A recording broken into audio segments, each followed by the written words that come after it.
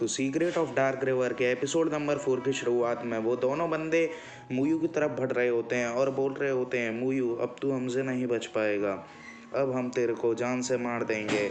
और वो मुयू पर अटैक कर देते हैं। तो मुयू अपनी एनर्जी से एक वहाँ पर लकीर खींच देता है और बोलता है, अगर तुम लोगों ने इस लकीर को पार करने की कोशिश की तो तुम दोनों मारे जाओगे।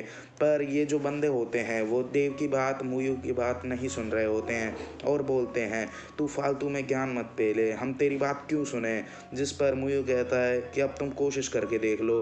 तो वो उस पर अटैक करने लगते हैं, पर देव उसको अपनी 2 उंगली से ही उनके अटैक को रोक लेता है और बोलता है, तुम बहुत ज़्यादा बोलते हो, तुम्हारा मुंह अब बंद करना पड़ेगा। उसके बाद वो उस स्वॉर्ड को हिलाने लगता है और उस बंदे की जो है गर्दन पकड़ लेता है।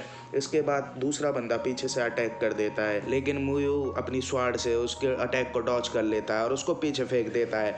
और तब वो बंदा बोलता है, इसने तो अपनी स्वॉर्ड अम्ब्रेला में घुसा रखी थी, अबे ये तो बहुत खतरनाक आदमी है, हमें इससे बच के रहना होगा। उसके बाद वो दोनों मुयू पर अटैक कर देते हैं और दोनों मुयू पर बहुत ही खतरनाक तरीके से अटैक कर रहे होते हैं, लेकिन मुयू उनको बड़ी आसानी से दूर फेंक देता है। इसके बाद वो दोनों बंदे दोबारा से मुयू पर अटैक करने लगते हैं, लेकिन मुयू अपनी जो अम्ब्रेला होता है उसमें से सीक्रेट वेपन निकालता है और उन पर अटैक कर देता है। इसको देखकर वो बंदे कहते हैं, अरे यार ये तो बहुत ही ज़्यादा खतरनाक आदमी है, हमें इससे बच के रहना होगा। उसके बाद मुयू कहता है, इस बार तो मैंने तुम दोनों को छोड़ दिया है, लेकिन अगली बार तुमने अटैक करने की कोशिश की तो तुम दोनों नहीं बच पाओगे।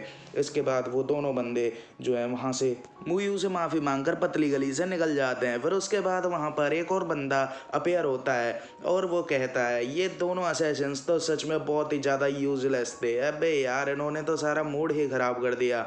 और फिर वो बंदा कहता है, अगर ये बंदे थोड़े से भी काबिल होते तो मेरे को यहाँ पर 18 स्वॉर्ड फॉर्मेशन टेक्निक देखने का मौका मिलता और तभी मेरे को थोड़ा अच्छा लगता। उसके बाद वो मुयू के पास आए, कहता है, तुम शैडो स्पाइडर गैंग के लीडर हो और तुम सू फैमिली के एक डिसाइबल भी हो, तो फिर टॉप लीडर को ख़त्म क्यों नहीं कर देते हमारे साथ मिलकर। जिस पर मुयू कहता है, चल वे भूतनी के, मैं इतना भी ज़्यादा तेरी तरह भूतिया नहीं हूँ कि मैं मास्टर को अपने ही मास्टर से गद्दारी कर लूँ। जिस पर वो बंदा कहता है कि अब तक तुम्हारी बचपन की आदत गई नहीं, तुम अकेले में ही रहना पसंद करते हो और अकेले में ही स्वॉर्ड प्रैक्टिस करते हो, तुम अपने मास्टर के लिए बहुत ही ज़्यादा वफादार हो, लेकिन अब तो टॉप लीडर जो है मरने वाले हैं, तो अब तुम्हारा क्या कहना है। जिसके ऊपर मुयू सोचता है तो वो बंदा कहता है कि अब तो टॉप लीडर मर जाएंगे, फिर क्या करोगे। जिसके ऊपर मुयू कहता है कि ये सब एक रूमर है।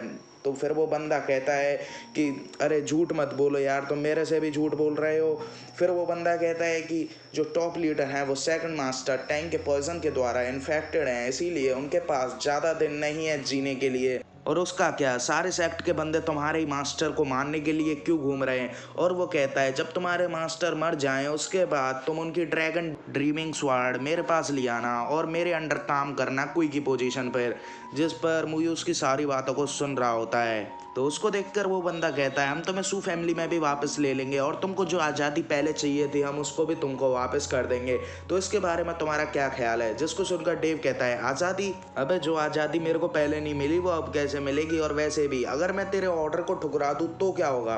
तो जिसके ऊपर वो बंदा कहता है, अबे पागल, टॉप लीडर को तो किसी ना किसी दिन मरना ही है, फिर तू इतना टॉप लीडर के लिए वफादार क्यों हो रहा है, और वैसे भी जब टॉप लीडर मर जाएंगे उसके ऊपर तो मैं ही रूल करूंगा, और तू वैसे भी सू फैमिली से बिलोंग करता है। तो जिसके ऊपर डेव कहता है, भले ही मैं सू फैमिली से बिलोंग करता हूँ लेकिन अब मैं यहाँ का कोई हूँ, इसीलिए मैं अब कुछ भी कर सकता हूँ अपनी डार्क रिवर ऑर्गेनाइजेशन को बचाने के लिए। जिसके ऊपर उन दोनों में बहुत ही ज़्यादा गर्मा गर्मी बढ़ जाती है गाइस।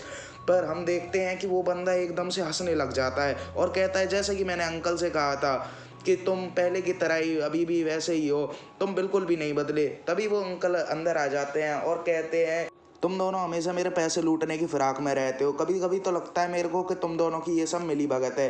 पर तभी चुआंगजेन कहता है कि अंकल देखो, अब मेरे को 100 सिल्वर टेल्स दे दो, जैसा कि मैंने आपको कहा था। यहाँ पर भाई ने वैसा ही रिएक्ट किया है। उसके बाद एकदम से चुआंगजेन जो सीरियस हो जाता है और कहता है, मैं तुम्हें यहाँ पर ख़त्म कर दूंगा। जिसके ऊपर डेव कहता है, तुम हमसे गद्दारी कर रहे हो। तो इसके ऊपर चुआंगजेन कहता है कि यहाँ पर और फैमिली क्या कर रही है, वो क्या यहाँ पे बैठ के रोटियाँ बेल रही हैं। वो भी तो हमसे गद्दारी कर रही है ना। फिर उसके बाद वो कहता है वो हम पर अटैक कर रही हैं और हम यहाँ पर बैठे हैं और तमाशा देख रहे हैं। फिर उसके बाद वो कहता है प्रीवियस जनरेशन में जो टॉप लीडर होते थे उनको कोई द्वारा चुना जाता था और कोई भी टॉप लीडर बन सकता है, लेकिन तुम सुमुयू तुम हो कौन? तुम एक काइंड हार्टेड पर्सन हो और काइंड हार्टेड पर्सन कभी भी एक असैसन नहीं बन सकता। तुम चुआंग हे की तरह हो। इसके बाद चांगे कहता है अगर टॉप लीडर यहाँ पर सही हो गए तो उसके बाद मैं टॉप लीडर की पोजीशन के लिए अपना नाम दूंगा, क्योंकि मैं तुमसे ज़्यादा वर्दी और पावरफुल हूँ। और इसके बाद वो कहता है अगर तुम मेरी सू फैमिली से बिलोंग नहीं करते तो मैं यहाँ पर तुमको 100 से ज़्यादा बार अभी ही मार चुका होता। उसके बाद अंकल कहते हैं कि तुम लोगों को आपस में जो है कंपैरिजन नहीं करना चाहिए, तुम लोग आपस में ही पावरफुल हो, लेकिन अगर मैं तुम दोनों को फाइट के लिए चैलेंज करूं तो तुम्हारा क्या हाल होगा तुम ये सोच ही सकते हो। उसके बाद डेव कहता है अगर आप दोनों भी मिल जाओ तो उसके बाद भी मैं हार नहीं मानूंगा। मैं जानता हूँ कि मैं आप दोनों से ज़्यादा पावरफुल नहीं हूँ, लेकिन मैं कभी हार नहीं मानूंगा और मैं साबित कर दूंगा कि मैं अपनी पोजीशन के लिए जो है वर्दी हूँ। फिर उसके बाद उन दोनों में जो है भाइयों में फाइट चालू हो जाती है। वहाँ पर सुआंग मुयू से कह रहा होता है अगर तुम मेरे दोस्त नहीं होते तो तुम यहाँ पर मारे जाते।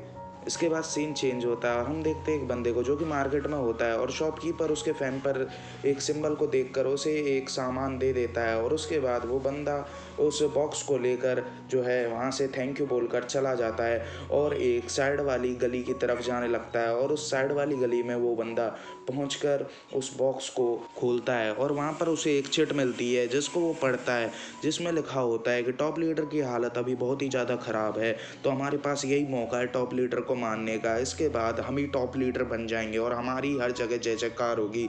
और इसी के साथ ये एपिसोड ख़त्म हो जाता है। Thanks for watching. 君の虜になって